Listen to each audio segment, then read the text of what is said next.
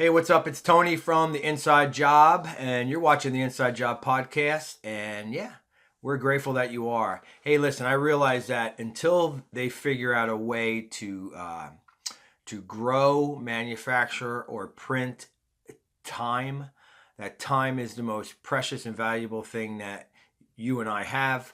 So I appreciate you guys carving out a chunk of it to check this podcast out. And I really hope that in some way, shape, or form, it makes an impact on your life. That in some capacity, it makes a dent in your life. So that being said, we're just going to jump right into this podcast. And yeah, here we go. So what I'm about to say is probably blasphemous, okay, to a lot of people. But I'm just going to say it anyway. So when I was a kid growing up, there was no Walmart. I know. It's like crazy to believe that Walmart wasn't in New Jersey in the 1970s, right? I know I might not appear like I'm a day over 35, but I am. So when I was growing up in this area of New Jersey, the main department stores or the main stores were Marshall's, Caldor, Bradley's. I don't know if anyone's ever heard of it. So, but anyways, what do Walmart, Marshalls, Caldor, and Bradley's all have in common, other than the fact that they are stores? This is what they have in common: that the name of the stores do not let you know what to expect to find in the store. Like, they don't let you know anything about what's in the actual store, right? Walmart, named after Sam Walton. I was never sure why it wasn't named Walton's, but Marshall's, named after Alfred Marshall. Caldor, I'm not sure what Caldor was named after, but I know this: the name doesn't tell you anything about what's in the actual store. Bradley's was named after Bradley International Airport in Connecticut. So the men who actually formed Bradley's had their initial meeting about the store in Bradley's International Airport. So that's what it is named after. If I prefer a store that lets you know in the name what you can expect to find in it. It's like, don't waste my time. Just give me a store that in the name lets me know what I can get there. Like like Five Below. If I need a roll of tape and if I have $5 or less in my pocket, I know where I can go. Five Below, right?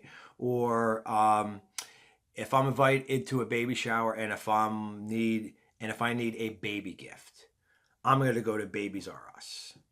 Or when my kids were young and we were looking for a really cool toy to get, we would go to, you guessed it, Toys R Us, right?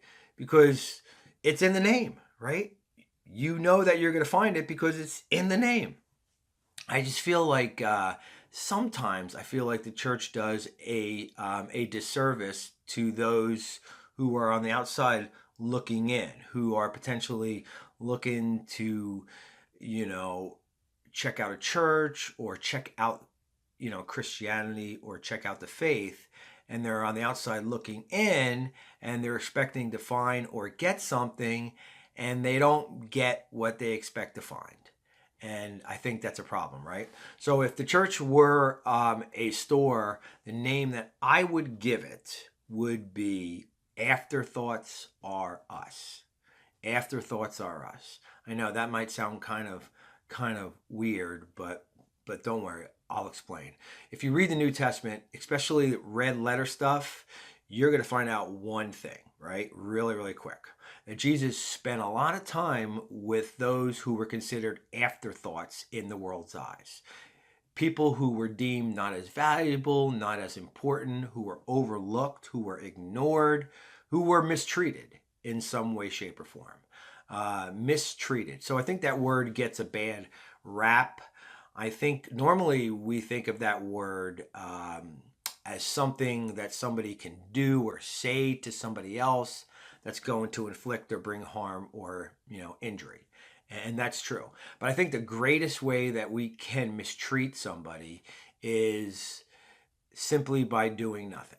So in other words, when we see somebody who is a quote unquote, afterthought in the world's eyes, a person who is living in crisis, and it's obvious in some way, either physically, emotionally, mentally, psychologically, and then when it's within our power to do something, and when we choose to do nothing, I think that can bring the greatest harm, right? That's a huge way that we can mistreat somebody merely by doing nothing. And Jesus had a lot to say about it. So in Matthew chapter 25, he says this. He said, then the king will say to those on his right, come, you who are blessed by my Father, and take your inheritance, the kingdom prepared for you since the creation of the world. For I was hungry, and you gave me something to eat. I was thirsty, and you gave me something to drink. Then the king will say to those on his left, depart from me, you who are cursed, into eternal fire, prepared for the devil and his angels. For I was hungry, and you gave me nothing to eat. I was thirsty, and you gave me nothing to drink. Right? I think the choice is clear, right? There's not 3 choices. There's not 4 choices. Jesus gives us 2 choices here. Like when we see somebody who is living in a tough way, who is in a tough spot, whether they brought it upon themselves or not, a person who is marginalized, ignored, who is considered an afterthought of the world. When we see somebody like that, and when it's within our power to meet a need in some way, shape, or form, and when we do nothing, that's potentially the biggest way of mistreating them, right? There's 2 choices. We can do something or we can do nothing. And notice how, and you know what? I'm grateful that Jesus says just look to do something, right? Because he knows that it's not within our job criteria to meet every need or to do everything or to fill in every gap. He knows that, right? That's his job criteria. Ours is simply to do something. Notice who suffers the greater consequences of doing nothing, right? Is it the person that we do nothing for? Or is it the person that has it within their power to do something but does nothing? It's that person, right, who suffers the greater consequence here. So we're going to do a series on people who were afterthoughts in the world's eyes, but in God's eyes were before thoughts. They were afterthoughts in the world's eyes, but in God's eyes were before thoughts. What is a before thought? It's simply that, right? It's simply the fact that every man, woman, and child that has ever been created, even the afterthoughts of the world, they were thought of before they even existed. So Jeremiah chapter 1, God comes up to Jeremiah and says this. He says, before I formed you in the womb, I knew you. Before you were born, I set you apart. David in Psalm 139 says this, your eyes saw my unformed body. All the days ordained for me were written in your book before one of them came to be. And listen, if that were true for David and for Jeremiah, it would stand to reason that it's true for everybody who has ever been created, even the quote afterthoughts of the world, right? So, does anybody remember what a newspaper was? Yeah, it was this weird thing a long time ago that people used to actually read with their morning coffee and get their daily news from.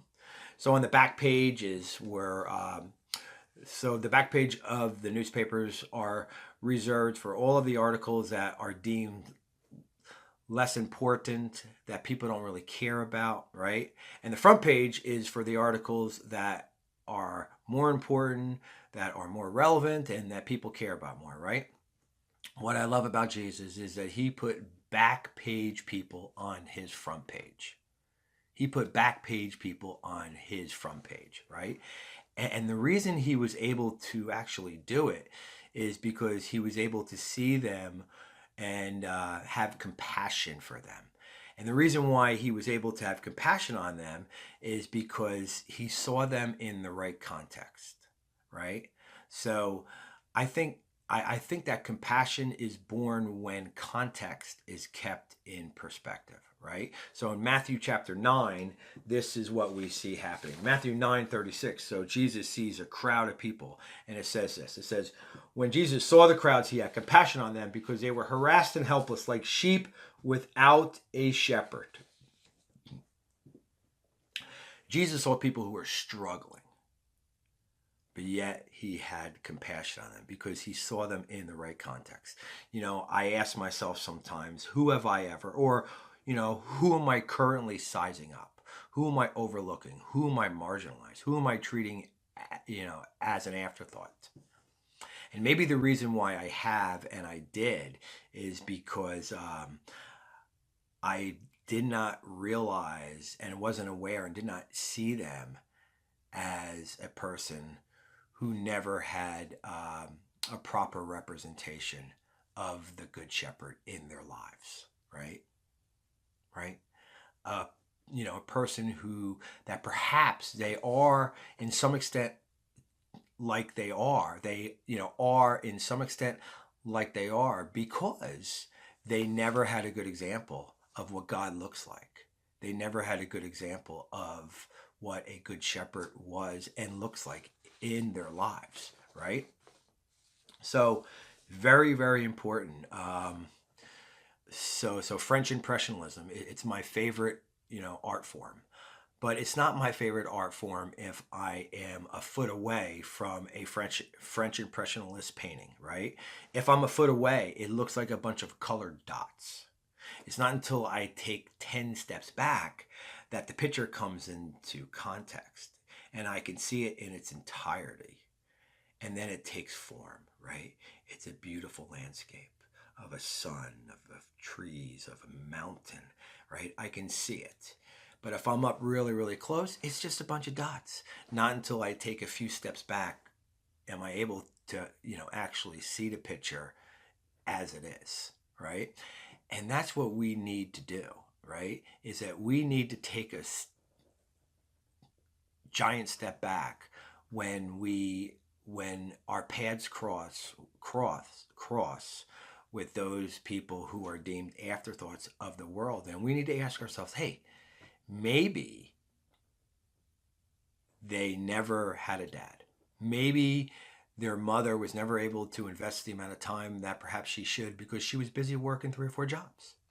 Maybe they were a kid that sat at the lunch table year in and year out all by themselves and never had a really good friend, right? Very important. So, yeah. So in this series, we are going to learn from Jesus the importance of loving the afterthoughts of the world and seeing how it can not only transform their lives, but it can transform our hearts and lives. Next week, we are going to check out a guy who is left dead in the world's eyes. He was left for dead in the world's eyes. And after he met Jesus, everything changed. Everything changed. So, yeah. So until then, thanks again for the time that you gave to check out this podcast, and I'll see you next week.